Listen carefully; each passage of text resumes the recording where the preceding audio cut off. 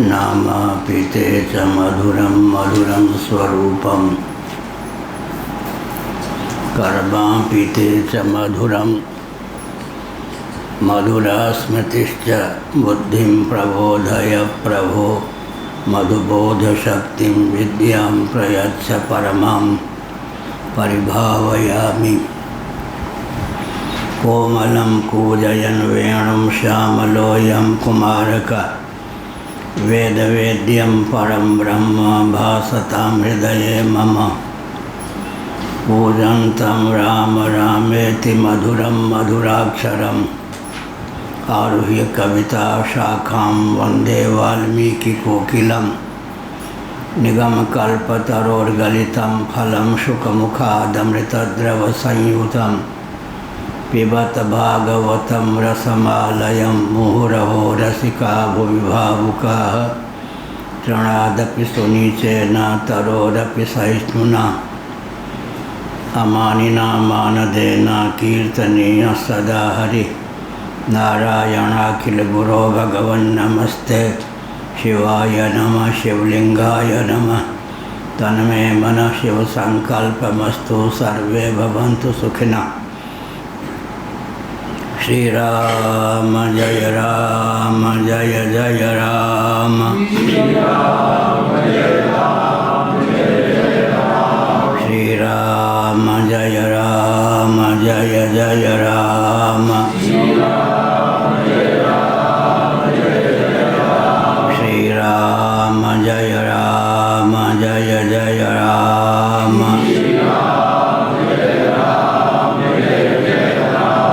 धर्म की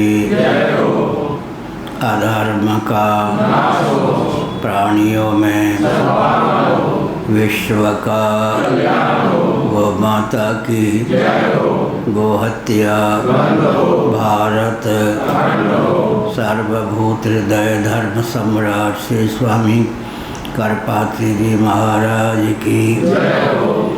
श्री जगन्नाथ महाप्रभु की। श्री बलभद्र महाप्रभु की। भगवती सुभद्रा देवी की। हर हर महादेव। गोविंद जय जय गोपाल जय जय। गोविंद जय जय गोपाल जय जय। राधा रमण हरि गोविंद जय जय।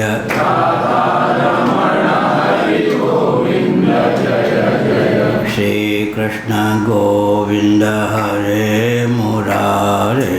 श्री कृष्ण गोविंद हरे मुरारे।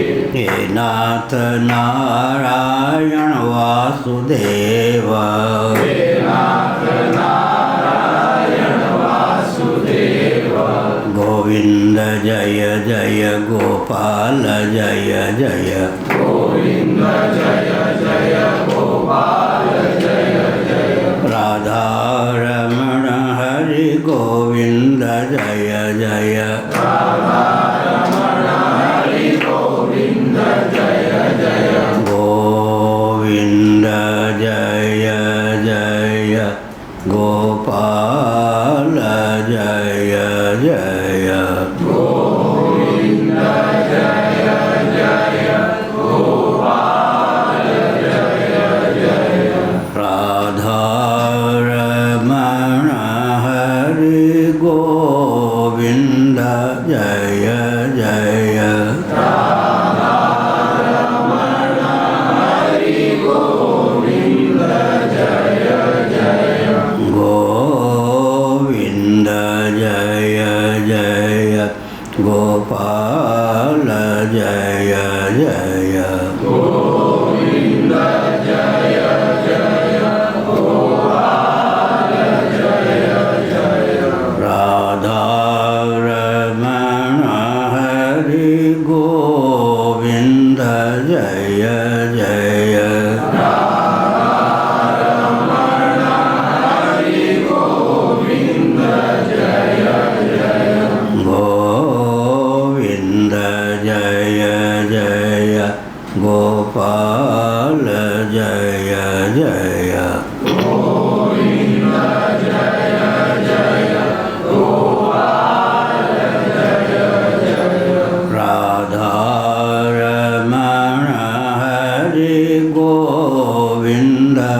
जय जय।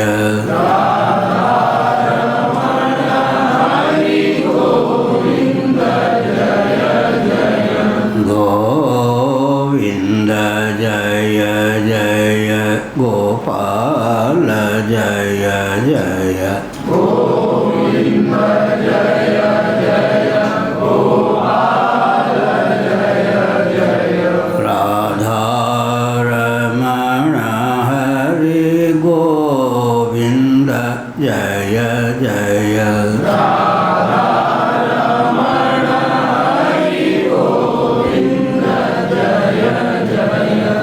श्री वृंदावन बिहारी लाल की जय।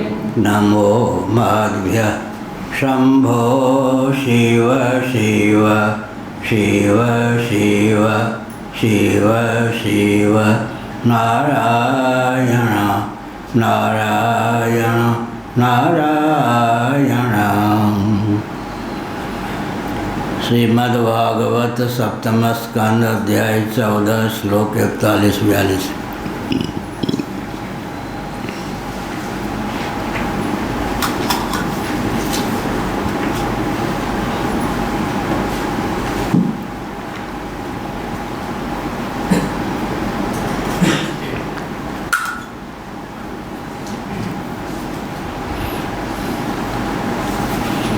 पुरुषेष्वपि राजेन्द्र सुपात्रं ब्राह्मणं विदुः तपसा विद्यया तुष्ट्या दत्ते वेदं हरेस्तनुम्।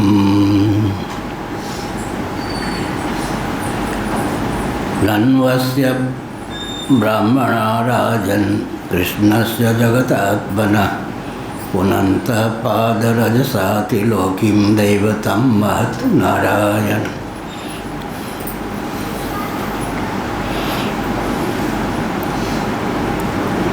देवर्षि नारद ने युधिष्ठिर जी को प्रबोधित करते हुए कहा, पुरुषेष्वपि राजेन्द्र सुपात्रम ब्राह्मणम विदुः। राजाओं में इंद्र श्रेष्ठ युधिष्ठिर, मनुष्यों में भी ब्राह्मण विशेष सुपात्र मान्य है। तपसा विद्यया तुष्टिया धत्ते वेदम हरेस्तनु। कारण क्या है? तप के द्वारा, विद्या के द्वारा, संतोष या तुष्टि के द्वारा,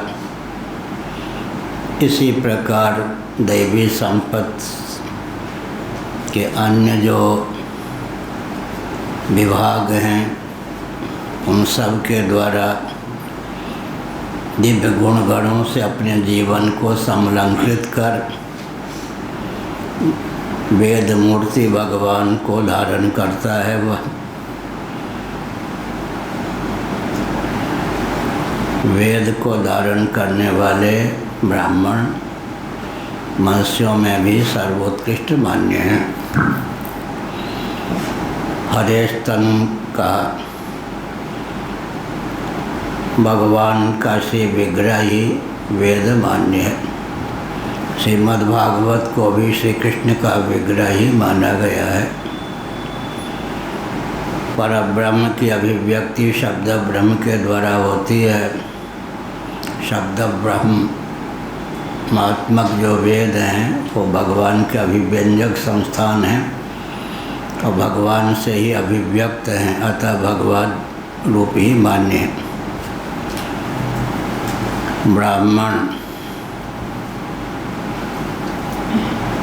ब्राह्मण कुल में उत्पन्न हो, शब्द ब्रह्म में निष्णात हो, परब्रह्म में परिनिष्ठित हो, तीनों गुणों से संपन्न ब्राह्मण सर्वोत्कृष्ट मान्य है।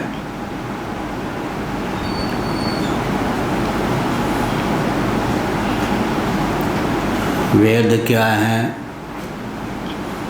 सच्चिदानंद स्वरूप सर्वेश्वर के सृष्टि आदि विषयक ज्ञान में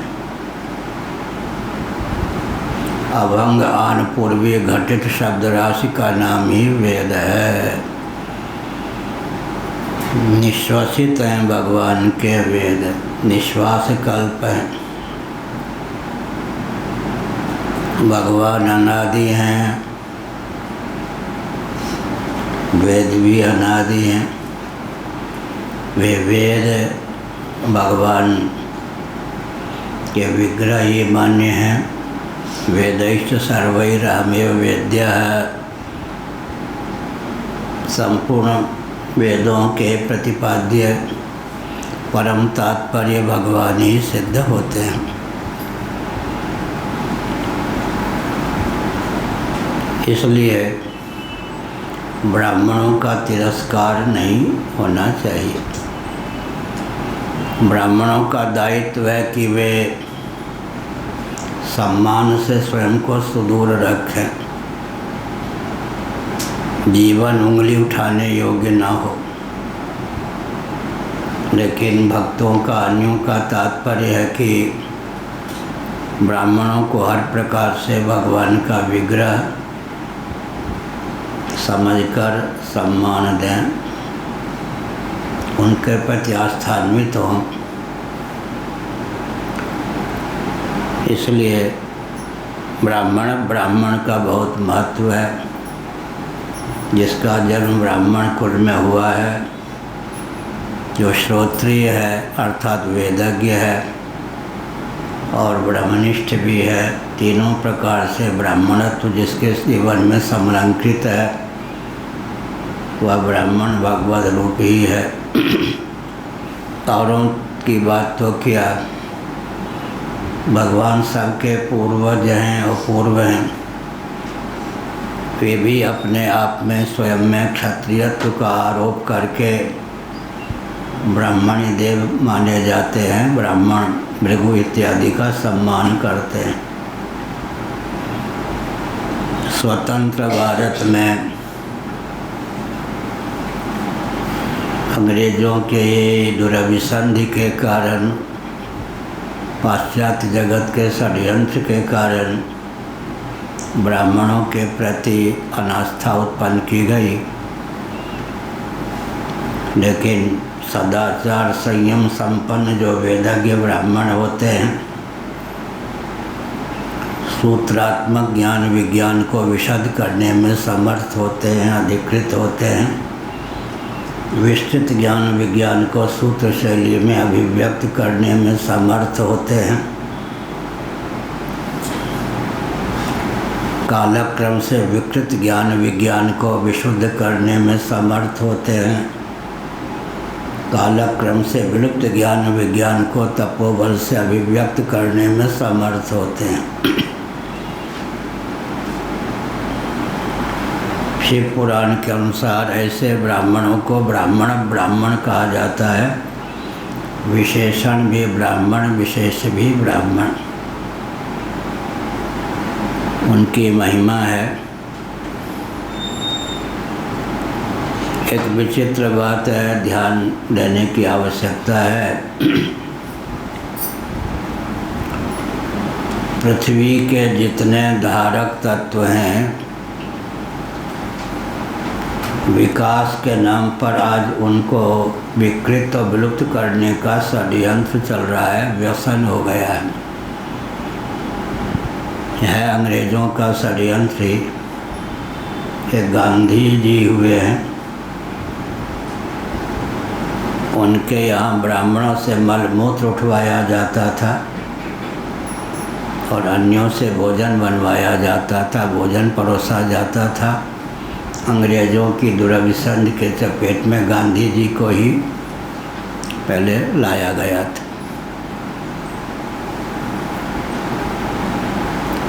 लेकिन विकट बात है, काका कौलेलकर का नाम आपने सुना होगा। महाराष्ट्र के थे, ब्राह्मण थे। नैमिषारण्य में वे लाए गए।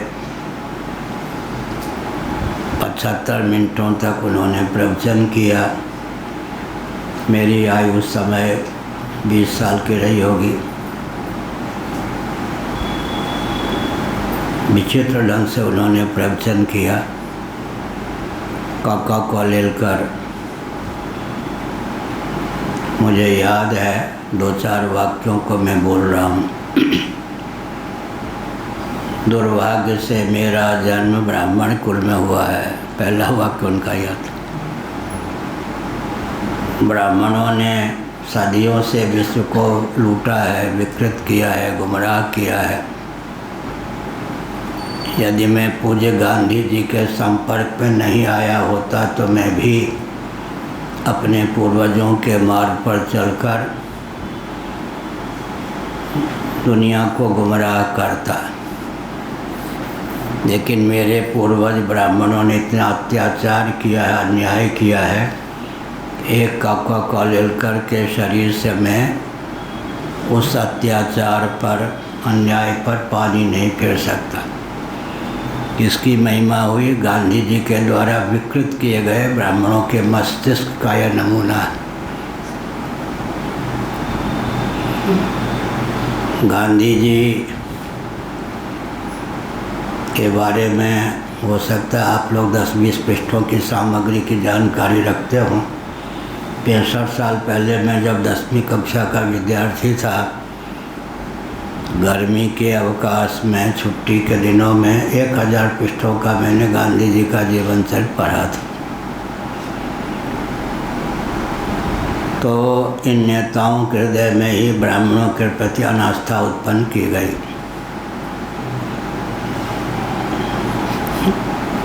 एक दो दिन पहले मोहन भागवत जी आए थे यहाँ। दैव योग से वे ब्राह्मण कुल में उत्पन्न हैं।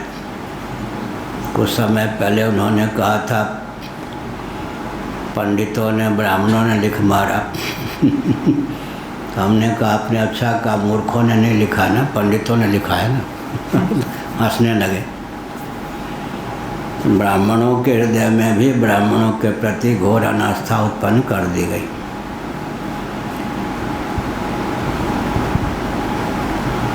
एक ही उदाहरण पर्याप्त है। आप विश्राम करते हैं, हम विश्राम करते हैं, शरीर को कुछ तो ऊंचा रखना ही पड़ता है, चाहे यूँ ही सही, तकिया ना हो, उपदान ना हो तो। अगर शरीर को सम्मान नहीं रखेंगे, सिर को कुछ ऊंचा नहीं रखेंगे तो नींद भी नहीं आएगी। ब्राह्मणों को सम्मानित करना स्वयं को ही सम्मानित करना है।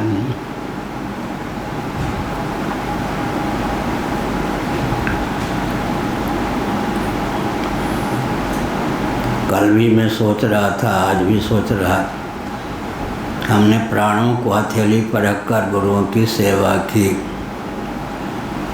उस सेवा गुरुओं की थी, प्रकारांतर से अपनी ही सेवा थी। आज जो हमको साथ वालों से सेवा मिल रही है, तो वो सेवा न की होती हो तो हमको भी सेवा नहीं मिलती। इसलिए जिन्होंने विश्व को अर्थशास्त्र दिया, धर्मशास्त्र दिया, कामशास्त्र दिया, मोक्ष शास्त्र दिया, नीति शास्त्र दिया, 32 प्रकार की कला दी, 32 प्रकार की विद्या दी, 64 प्रकार की कला दी, उन ब्राह्मणों के प्रति कृतज्ञ तो होना ही चाहिए। तो यहाँ देवर्षि नारद ने स्वयं युधिष्ठिर के प्रति ब्राह्मणों के महत्व को ख्यापित किया है। मनुष्यों में भी ब्राह्मण विशेष सुपात्र मान्य हैं, लेकिन 3 गुणों का यहाँ पर वर्णन है। तपसा विद्यया तुष्ट्या धत्ते वेदम हरेस्तनुम। भगवान श्री हरि का जो श्री विग्रह वेद, भगवान विग्रह ही वेद, क्योंकि भगवान के निश्वास कल्प वेद हैं, भगवान के ही आदि अंत मध्य में प्रतिपादक हैं। वेदों का परम तात्पर्य भगवत तत्व ही सिद्ध है। भगवान के तन श्री विग्रह ही वेद हैं और उस वेद को धारण करने वाले जो ब्राह्मण हैं वे सर्वथा सम्मान के प्राप्त पात्र हैं, पूज्य हैं। लेकिन तप, विद्या और तुष्टि ब्राह्मणों के जीवन में होनी चाहिए। वेद को धारण करने के लिए 3 योग्यता का यहाँ पर वर्णन किया गया। तपसा विद्या तुष्टिया धत्ते वेदम हरेस्तनु। तपस्या के द्वारा तो ब्राह्मणों का जीवन तपोमय होना चाहिए। वाक, मन, प्राण ये सब के सब संयत हों। तप का अर्थ होता है ज्ञान, यस्य ज्ञानमयं तपः। तप का अर्थ होता है संयम। देहेंद्रीय प्राणांतकरण को संयत रखना भी तप है।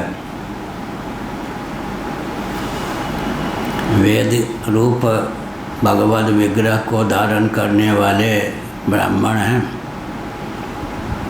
उन ब्राह्मणों में तप, विद्या, संतोष आदि दैवी संपत्ति की प्रतिष्ठा होती है।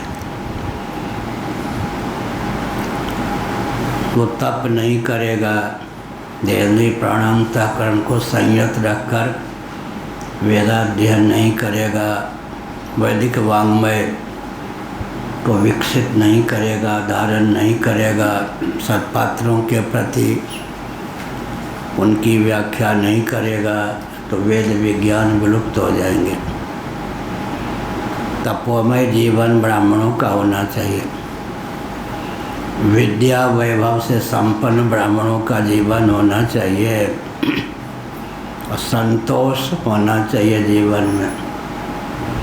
यथा लाभ संतोष सदा काहू सो कछु न चाहूँगो, काबू खो या रहने रहूँगो। विनय पत्रिका नामक ग्रंथ में तुलसीदास जी ने इस भाव को अभिव्यक्त किया। यथा लाभ संतोष सदा काहू सो कछु न चाहूँगो। या सदा संतुष्ट रहना, जो कुछ मिल जाए उसी में तृप्त रहना, किसी से कुछ न चाहना। यथा लाभ संतोष सदा काहूसों कछु न चाहूँगो। या श्याम रूप सुचि रुचिर कसौटी चित्त कंचन नहीं कसई हूँ। बहुत बढ़िया। विनय पत्रिका। श्याम रूप सुचि रुचिर कसौटी चित्त कंचन नहीं कसई हूँ। सोने की परीक्षा होती है कसौटी पर। कसौटी का रंग सांवला होता है। राम जी भी सांवले हैं, कृष्ण जी भी सांवले हैं, लेकिन बाहरी कसौटी की अपेक्षा राम जी, कृष्ण जी जो सांवले हैं, श्याम हैं, उनकी विशेषता क्या है? शुचिता रुचिता से संपन्न एक कसौटी भगवान है। वहाँ शुचिता रुचिता नहीं है सामान्य कसौटी में, जिसपे सोने का घर्षण करके सोने की परीक्षा होती है। लेकिन जो श्याम रूप भगवद रूप है, शुचिता रुचिता की पराकाष्ठा उसमें। श्याम रूप शुचि रुचिर कसौटी चित्त कंचन नहीं कसई हो। चित्त कितने अंशों में शुद्ध हुआ है, उसकी परख के लिए श्याम सुंदर जो हैं राम कृष्ण कसौ, जितने अंशों में चित्त भगवद विग्रह के प्रति, भगवान के प्रति समाकृष्ट है, समझना चाहिए उतने अंशों में शुद्ध है। जितने अंशों में बहिर्मुखता है, विषय वासना है, उतने अंशों में चित्त में खोटापन है। चित्तम चिदिति जानी या तकार रहितम यदा तकारो विषयाध्यास जपा रागो यथा मणो। विषयाध्यास विगलित हो जाने पर चित्त चार खाने चित्त होकर चिन्ह मात्र भगवद रूप होकर ही शेष रहता है। मननी शक्ति से युक्त आत्मा का नाम ही मन है। योग वासिष्ठ। मननी शक्ति विनिर्मुक्त मन का नाम ही आत्मा है। विषयाध्यास से युक्त चिद्रूप आत्मा का नाम ही चित्त हो जाता है। विषयाध्यास विनिर्मुक्त विगलित चित्त का नाम ही चिद्रूप आत्म तत्व हो जाता है। चित्तम चिदित जानीयात, भगवान शंकराचार्य महाभाग का वचन है। तकार रहितम यदा, विषयाध्यास विनिर्मुक्त जो चित्त है चिद्रूप ही शेष रहता है। विषयाध्यास के जुड़ जाने पर चिदात्म तत्व ही चित्त के रूप में भी स्फुरित होता है। तो बहुत बढ़िया। तपसा विद्या तुष्टिया ब्राह्मणों के लिए संकेत है। उनका जीवन तपोमय होना चाहिए, विद्या वैभव से परिपूर्ण हो।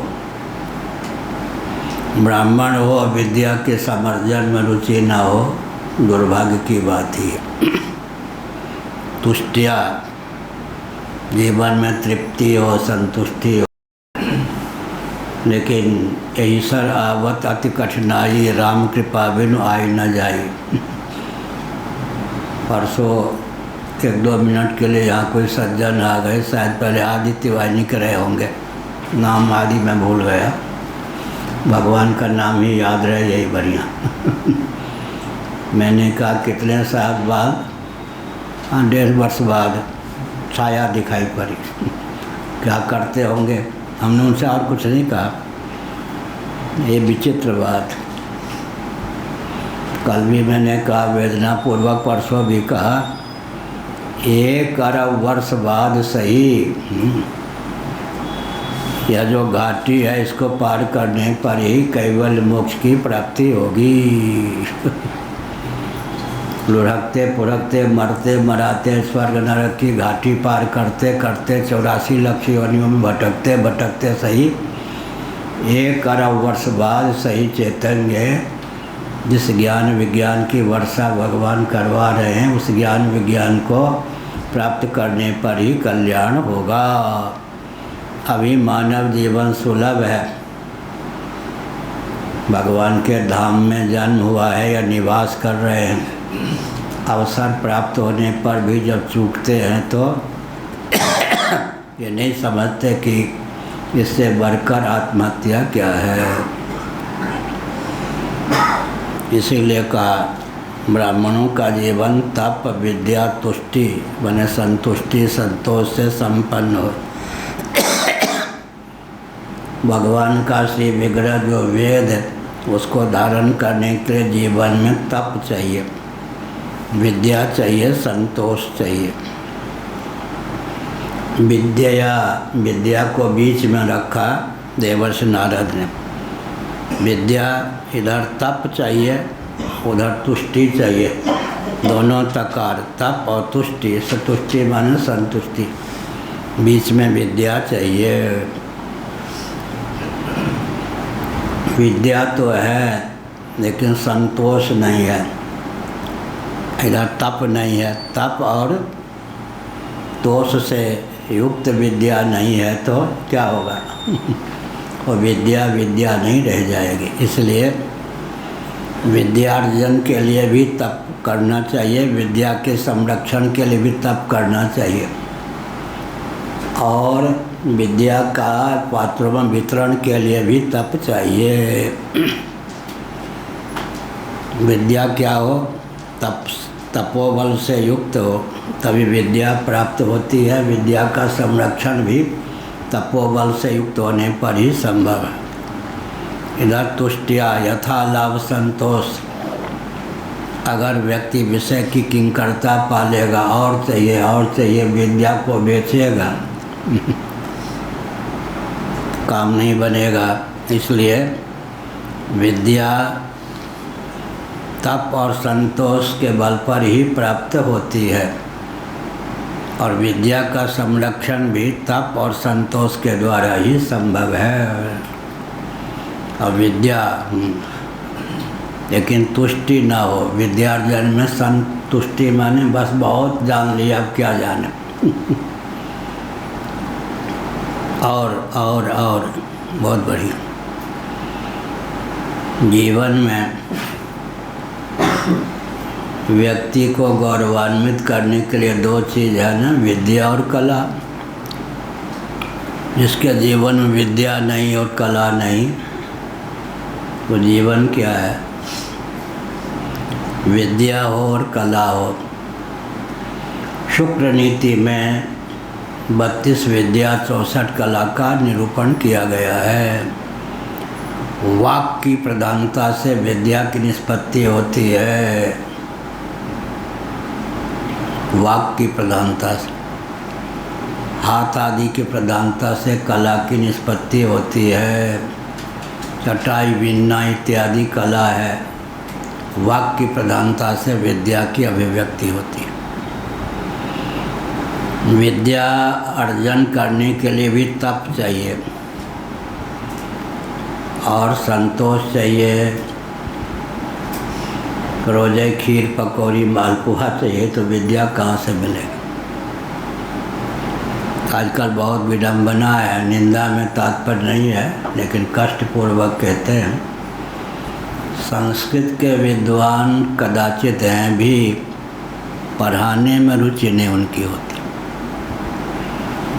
और ब्राह्मण घर के वे ही बालक संस्कृत पढ़ने आते हैं, या तो जो बहुत उपद्रवी होते हैं, माता पिता सोचते हैं चलो संस्कृत पढ़ने भेज दें, या आर्थिक दृष्टि से इतने विपन्न होते हैं कि वो अंग्रेजी आधुनिक विद्या नहीं पढ़ा सकते, वो संस्कृत पढ़ने के लिए भेज देते हैं। विभागाध्यक्ष आदि जो संस्कृत के होते हैं, 1-1 लाख रुपया वेतन मिलता है, फिर भी उनके मन में होता है कदाचित मैं अंग्रेजी पढ़ाता तो हम Delhi higher secondary school DCM higher secondary school का मैं विद्यार्थी था, साइंस का विद्यार्थी था, लेकिन ऐच्छिक संस्कृत मैंने लिया था। उन दिनों हमको अंग्रेजी पढ़ाने जो आते थे वो धोती में होते थे। लगभग 58 साल के रहे होंगे। और जो संस्कृत पढ़ाने आते तो टाई और कोट में होते थे, और 35 साल के रहे होंगे। संस्कृत पढ़ाने वाले जो आते, ऐच्छिक विषय मैंने संस्कृत लिया था, वो क्योंकि उनको कोई ये न समझ लें कि संस्कृत के अध्यापक लगभग 35 साल के रहे होंगे। वो टाई में होते थे, कोट में होते थे, वो संस्कृत पढ़ाते थे। लगभग 58 साल के जो एक ब्राह्मण थे, वो अंग्रेजी पढ़ाने वाले धोती में होते थे। मन ही मन में खूब मुस्कुराता था। यह सांस्कृतिक धरातल पर तो स्वतंत्र भारत में ह्रास बहुत हुआ है।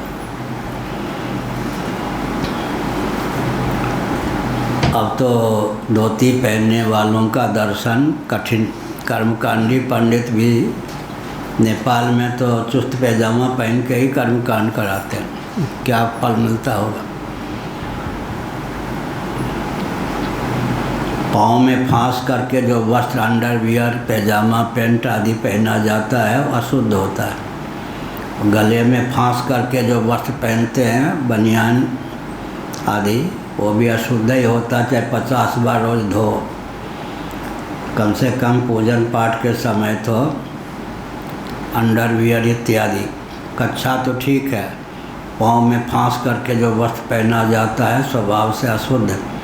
सिला हुआ वस्त्र भी अशुद्ध होता है, और गले में फांस करके बनियान इत्यादि जो वस्त्र पहनते हैं वो भी अशुद्ध होता है। तो पूजन पाठ के समय तो कम से कम यह मर्यादा रखें। लेकिन स्वतंत्र भारत में सांस्कृतिक ह्रास बहुत हुआ है द्रुत गति से। हम परतंत्रता के पक्षधर नहीं हैं, स्वतंत्रता के पक्षधर हैं, लेकिन सैद्धांतिक धरातल पर तो अपकर्ष ही हुआ है। तो मैंने विषय कहाँ छोड़ा था? विकास के नाम पर पृथ्वी के जितने धारक तत्व हैं उनको विकृत विलुप्त करने का व्यसन चल पड़ा है। गोभी स्कंद पुराण माहेश्वर कुमारिका खंड अध्याय 2, स्कंद पुराण काशी खंड अध्याय 2 का एक वचन है। स्कंद पुराण में एक ही श्लोक 2 बार प्रयुक्त हुआ है। गोभिर्विप्रैश्च वेदैश्च सतीभिः सत्यवादिभिः अलुब्धैर दानशील ऐसा सप्तभिर्धार्यते मही। स्वामी जी का स्वाद ठीक है। गोभिर विप्रैश्च वेदैश्च सतीभिः सत्यवादिभिः अलुब्धैर दानशील ऐसा सप्तभिर्धार्यते मही। गोवंश के द्वारा, गायों के द्वारा, गोवंश के द्वारा पृथ्वी को धारण किया जाता है। पृथ्वी का धारक गोवंश है। महानगर में तो गोवंश का पालन ही प्रतिबंधित है, कुत्ता भले ही पाल लें। अब पुरी आदि में भी गोवंश का पालन प्रतिबंधित ही है। महानगर बन जाते तीर्थ तो। गोभीर विप्रैश्च सदाचार संयम संपन्न वेदक ब्राह्मण पृथ्वी को धारण करते हैं। वेदैश्च ऋक् यजु साम अथर्व, ये वेद जो हैं पृथ्वी को धारण करते हैं। सती भी, सती साध्वी जो मातृशक्ति देवियां हैं वो पृथ्वी को धारण करती हैं। गोभिर विप्रैश्च वेदैश्च सती भी सत्यवादी भी, सत्य बोलने वाले जो व्यक्ति हैं वो पृथ्वी को धारण करते हैं। अलुब्धई है, निर्लोभ व्यक्ति पृथ्वी को धारण करते हैं और दानशील पृथ्वी को धारण करते हैं। अब दान देते हैं तो जामाता को, जमाई को। आजकल दान भी किसको देते हैं? जमाई को। गोभिर विप्रैश्च वेदैश्च सतीभिः सत्यवादिभिः अलुब्धैर दानशीलैश्च सप्तभिर्धार्यते मही। सातों को विकास के नाम पर विकृत विलुप्त करने का षड्यंत्र चल रहा है। गोभी, गोवंश के द्वारा, गायों के द्वारा, बैल गाय दोनों के लिए गो शब्द का प्रयोग होता है। विप्रैश्च, ब्राह्मणों को गाली दिए बिना मोहन भागवत जी को रोटी नहीं पचती। हमने कहा था तो मुस्कुराने लग गए। अब ऐसा नहीं कहेंगे वो। गोभिर विप्रैश्च वेदैश्च, गांधी जी की देन है। ब्राह्मण भी ब्राह्मण को गाली दिए बिना उनको नींद नहीं आती। गांधी जी की दुरभिसंधि थी, उनकी कूटनीति थी। गोभिर विप्रैश्च वेदैश्च ऋगादि वेद, उनको गरड़ियों का गीत कहकर वेदों के प्रति अनास्था उत्पन्न कर दी गई। वैदिक विद्वान जो होते हैं प्राय आर्थिक दृष्टि से कमज़ोर ही रहते हैं। यजमान ढूंढते रहते, यजमान फिर मिलते नहीं। हाँ पंडित जी फिर देखेंगे लो। तब वो सोचते हैं कहीं मैं भी टाई वाला होता, कोई कलेक्टर कमिश्नर होता तो मेरी ये दुर्दशा नहीं होती। मैंने वेदों को पढ़ने में इतना समय लगाया।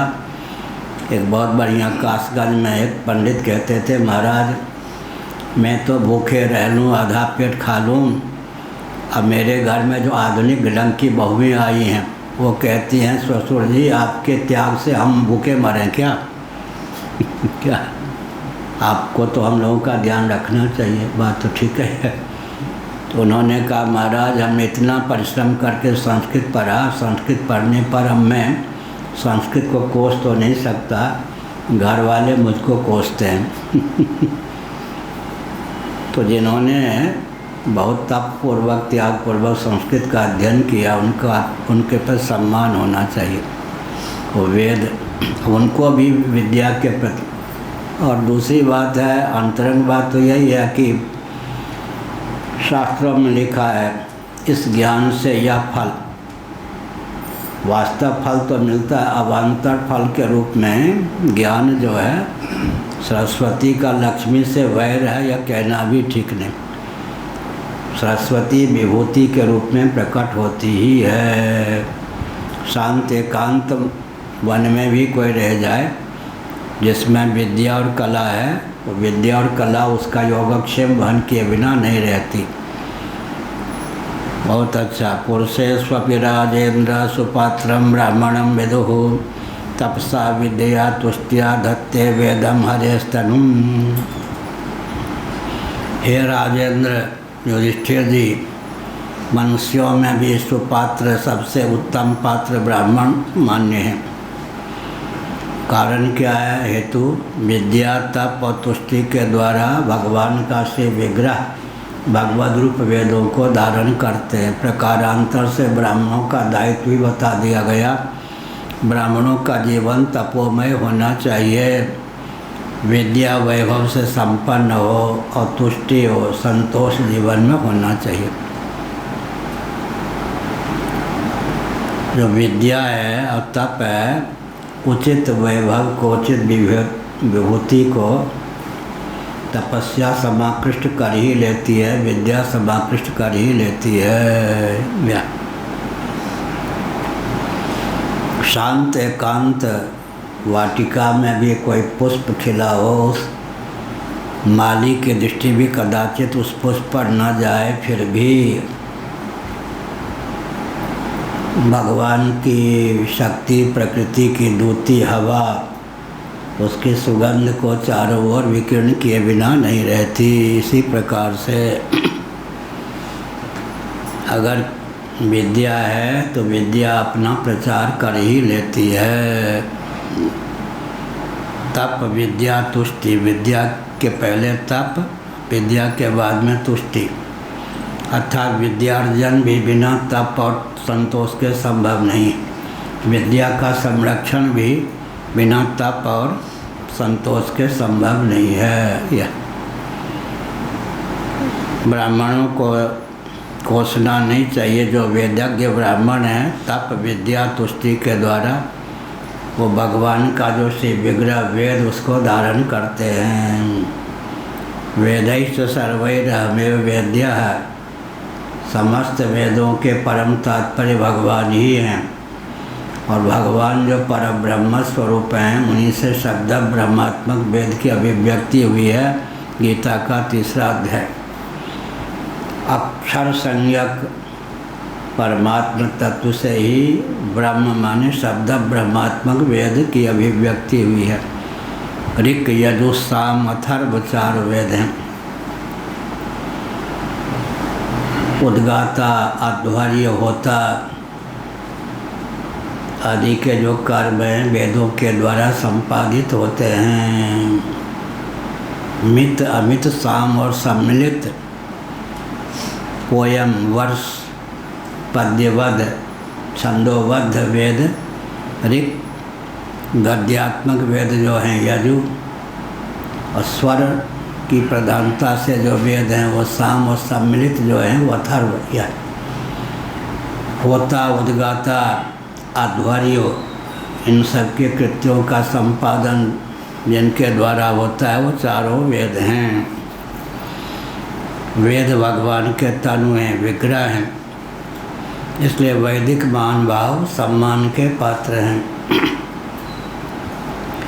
तपसा विद्या तुष्टिया धत्ते वेदम हरेस्तनुम, उन ब्राह्मणों का सम्मान होना चाहिए। नन्वस्य ब्राह्मण राजन कृष्ण से जगदात्मना पुनंता पादराजसा त्रिलोकीम दैवतम महत्। राजन, फिर कहा देवर्षि नारद ने, युधिष्ठिर राजन, बहुत बढ़िया। नन्वस्य ब्राह्मण राजन कृष्ण से जगदात्मना पुनंता पादराजसा त्रिलोकीम दैवतम महत्। हमारी और तुम्हारी तो बात ही क्या है। देवर्षि नारद तो ब्राह्मण ही मान्य है, देवता होते हुए ऋषि हैं। देवता होते हुए ऋषि, इसलिए देवर्षि, देव भी हैं ऋषि भी हैं। मंत्र दृष्टा हों, मंत्र के संरक्षक हों, मंत्रों के उपदेष्टा हों, तब ऋषि होते हैं। और देव योनि में ब्रह्मा जी के मन से अभिव्यक्त हुए ही हैं। ये जो सर्वात्मा भगवान श्री कृष्ण हैं, बहुत बढ़िया, इनके भी इष्टदेव ब्राह्मण ही हैं। कृष्ण से जगदात्मना, जगत के आत्मा स्वरूप सर्वात्मा जो हैं, इनके भी कौन है? दैवत, आराध्य देव, इष्टदेव ब्राह्मण हैं। दो भगवान के भी इष्टदेव ब्राह्मण। ब्राह्मण अपना सब कुछ भगवान को मानते हैं, लेकिन भगवान ब्राह्मण या देव हैं, ब्राह्मणों को अपना इष्टदेव मानते हैं। आगे जो है आजकल लोग सह भी नहीं सकते, पुनन्तः पादरजसा त्रिलोकीम दैवतम महत्। ये जो महान देवता ब्राह्मण हैं, उनके चरणों की धूल से तीनों लोग पवित्र होते रहते हैं। ये नहीं कि ब्राह्मण पाँव फैला दे कि आओ चरणामृत लो। हम तो पाँव भी नहीं छूने देते, चरणामृत लेने की बात तो क्या। भगवान के चरणामृत पीता हूँ, शालग्राम नर्मदेश्वर का नित्य पूजन करता हूँ, किसी को पाँव छूने से भी दूरी रखता हूँ। ये बीमारी नहीं है प्रणाम लेने की। लेकिन इनके चरणों की धूल से त्रिभुवन पवित्र होते रहते हैं। ब्राह्मणों के प्रति जो आक्रोश उत्पन्न किया गया, अंग्रेज़ों का षड्यंत्र था ताकि ब्राह्मणों के प्रति हीन बुद्धि हो जाएगी तो ब्राह्मणों के हृदय में भी अपने प्रति हीन बुद्धि हो जाएगी। क्या ब्राह्मणों के प्रति, पहले नाम नहीं लूँगा, नाम मुझे मालूम भी नहीं। यहाँ एक सज्जन थे, सामान्य प्रोफेसर रहे होंगे, एक एक डेढ़ घंटा यहाँ पर बैठे रहते थे। यहाँ ये वचन लिखा है, कहाँ ये लिखा है, कहाँ ये लिखा है, नाम भी नहीं जानता, जीवित है या मर गए ये भी नहीं। और दहें पूरी कह रहे थे, पूरी कालांतर में कुलपत हो गए। कुलपत हो गए तो क्यों दर्शन देते? दर्शन लेने की बात क्या। अब कुलपत पद से अवकाश प्राप्त हो गए, वो भी 10-12 साल हो गए होंगे। अब जीवित हैं या मर गए अभी नहीं पता। कुलपत पद से अवकाश प्राप्त हुआ हूँ, कैसे मैं शंकराचार्य के पास जाऊँ, इतना बड़ा पद, वो मुझको कुर्सी दें बैठने के लिए या नहीं। ऐसे ही गिरीश जी हैं कोई प्रयाग में, उनके पितामह आयु में हमसे बहुत बड़े थे, लेकिन हम और वो तप करते थे गोमती के तट पर नैमिषारण्य में। आयु में हमसे बहुत बड़े थे, हम रहे होंगे 20 साल के, तो रहे होंगे 60 साल के। उनके पुत्र अभी भी 1-2 बार आ ही जाते हैं, प्रयाग में जाता हूँ तो मिलने आते हैं। उनके पौत्र, उनके प्रपौत्र सब मेरे परिचित। पहले माघ महीने में शिविर में 5 बजे सुबह मेरे पास आके बैठ जाते थे। अब कुलपत पद से अवकाश प्राप्त हुए, अब बिना बुलाए कैसे आएंगे, कार भेजूँ तब आएंगे, फिर कुर्सी पर बैठेंगे ना। अब मुझे इन सब से कुछ लेना देना नहीं, न मैं कार भेजने वाला न बुलाने वाला। अहंकार की बात नहीं है, पर किसी का अहंकार का पोषण करना मेरा स्वभाव नहीं। एक हनुमान जी हैं, तुलसीदास जी महाराज के द्वारा प्रतिष्ठित, कहाँ पर, काशी में। वीरभद्र जी के पुत्र वहाँ आजकल मानते हैं, वीरभद्र जी हमको बहुत मानते थे। एक दिन धोखे में काशी में प्रवचन सुनने आ गए। अब हम तो जानते भी नहीं थे ठीक से, लोगों ने कुर्सी थी उस पर बैठा दिया। बाद में कहा आपके पास कभी नहीं आऊँगा, बड़े अभिमानी हैं, हमारा नाम नहीं लिया, हमारी चर्चा नहीं करो। अब शंकराचार्य के यहाँ प्रवचन सुनने जाएं तो उसमें भी सम्मान लेने की भावना से, अपमान तो किसी का है नहीं। तो ये लोग नहीं समझते कि आत्महत्या है या नहीं। आत्महत्या हुई या नहीं। पूज्य गुरुदेव के साथ बटुक शास्त्री ये सब हैं, ध्रुपद के गायक, अब तो 90 साल के हो गए होंगे। उनका पुत्र अच्छा वैज्ञानिक। पूज्य गुरुदेव पढ़ाते थे, कभी मैंने उनसे पढ़ते हुए नहीं देखा, कभी गुरुदेव का प्रवचन सुनते हुए नहीं देखा। लेकिन अभिमान इतना, तो गुरु के नाम पर ही अभिमान हो जाए तो व्यक्ति का पतन होगा या नहीं। इसलिए यही सर आवत अति कठिनाई, अच्छा समय हो गया। किसी को समय नहीं है, किसी का अभिमान, किसी का स्वास्थ्य, किसी का धन, किसी का मान ही प्रतिबंध डाल देता है यहाँ आने में। इसलिए कोई आ भी जाए तो निद्रा देवी उसको सता देती है। ईश्वर आवो तक कठिनाई, तो व्यक्तित्व का व्यामोह छोड़ करके सत्संग भजन आदि से लाभ होना चाहिए। आशा वसन व्यसन यही तीन ही रघुपति चरित होता सुनी। सनकादि जो हैं दिगंबर रहते हैं, वस्त्र भी नहीं धारण, दिगंबर दिक ही दिशा ही उनके वस्त्र हैं। लेकिन जहाँ शास्त्रीय विधा से निर्लोभ ब्राह्मणों के द्वारा संतों के द्वारा भागवत कथा होती है वहाँ वो सुनते हैं। यहाँ बरामदे में पहले ये सब नहीं जब बना था, एक क्यारी में गुलाब आदि के गेंदे आदि के पौधे, उस समय तेजापाल शर्मा, अब तो दिखाई नहीं पड़ते, पंडित मठ में रहते थे, यहाँ विश्वविद्यालय में प्राध्यापक थे। अब दिल्ली में या कहाँ होंगे पता नहीं। तो मैं पढ़ाता था, वो पढ़ते थे, व्याकरण का अच्छे विद्वान, वेदांत का कोई ग्रंथ पढ़ाता था। तो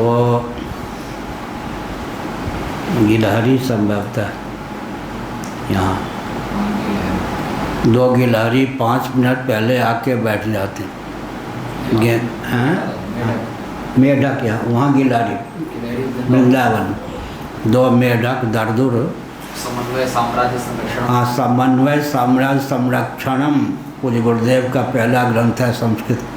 कभी याद दिलाना भाई, उसका हिंदी अनुवाद भी करना। समन्वय साम्राज्य संरक्षणम, उन दिनों रुपये नहीं थे और प्रेस फोटो कापी आदि की प्रथा ही चली ही थी। एक ही प्रति तो पढ़ के सुनाते थे, मैं अर्थ करता जाता था। तो 2 मेढक समय से 5 मिनट पहले आ जाते। और वृंदावन में पढ़ाता था तो 2 गिलहरी प्रवचन प्रारंभ होने के पहले, जब मैं पढ़ाता तो वहाँ भी पढ़ाता था, 5 मिनट पहले 2 गिलहरी आ जाती थी। तो अगर कोई निष्प्रिय होकर शास्त्रीय विधा से वक्तव्य देता है, पढ़ाता है, वहाँ देवता ऋषि मुनि भी किसी न किसी रूप में आकर के सुनते हैं। काशी की घटना है लगभग 125 की। पूज्य गुरुदेव ने उस घटना का वर्णन किया। एक महानुभाव व्याकरण पढ़ाते थे, बच्चे लोग पढ़ते थे, 2 बच्चों में झगड़ा हो गया। एक बच्चे ने दूसरे को दांत काट दिए। दांत काटने पर वो दांत के जो चिन्ह होते हैं सर्प के निकले। 5 बार मुझे सर्प ने डसा है, इसलिए सर्प का विष कैसे चढ़ता है, सर्प दांत डसता है तो कैसे चिन्ह होते हैं मालूम। एक बार विष खोपरा ने काटा है, 5 बार मुझे सर्प ने डसा है। मांत्रिक सर्पों से डसाया गया 5 बार वो तो अलग है। सचमुच के सर्प ने 5 बार डसा है, विष खोपरा ने 1 बार डसा है। लगभग 36 बार मुझे कांच दिया गया है, 2 बार मुझे विष पिलाया गया है यहाँ आने के पहले। फिर भी भगवत कृपा से शरीर है, चल फिर लेता हूँ। तब ने संकेत किया, वहाँ भी गिलहरी आकर के सुनती थी, या मेढक आकर के। तो काशी के बाद कह रहा था, गुरुजी ने कहा कि अरे तू कौन है बता। तो आपस में लड़ बैठा, तुमने जो दांत काटे अपने साथी को, वो तो दांत के चिन्ह मनुष्यों के नहीं हैं। महाराज आप व्याकरण पढ़ाते हैं, मैं नाग लोक से रोज़ पढ़ने आता हूँ। नाग लोक से आता हूँ मनुष्य का रूप धारण करके। अगर निर्लोभ होकर के कोई व्यक्ति पढ़ाता है, अध्यात्म विद्या मान लीजिए, पर प्रवचन करता है, तो देवता ऋषि मुनि ये सब किसी न किसी रूप में आकर सुनते हैं। अंत में उपमन्यु को भगवती पार्वती ने कहा, मेरे पतिदेव शिव जी की तू आराधना करता है, क्या मेरे पतिदेव को तू परख पाएगा? वो कभी जिस कमरे में तुम रहते हो छिपकली बन जाते हो छिपकली बन के कभी मक्खी बन करके होते हैं। मेरे पति को पहचान पाना बहुत कठिन। इसलिए हमने संकेत किया कि ये जो कलयुग में ज्ञान विज्ञान की कथा सुनने को मिल जाए बिना छल के, बिना छल छिद्र के, बहुत कठिन काम। लेकिन वो भगवान कृपा से ऐसा अवसर सुलभ हो तो लाभ उठाना चाहिए। श्री राम जय राम जय जय राम, श्री राम जय राम जय राम, श्री राम जय राम जय जय राम, श्री राम जय राम जय जय राम, श्री राम जय राम जय जय राम।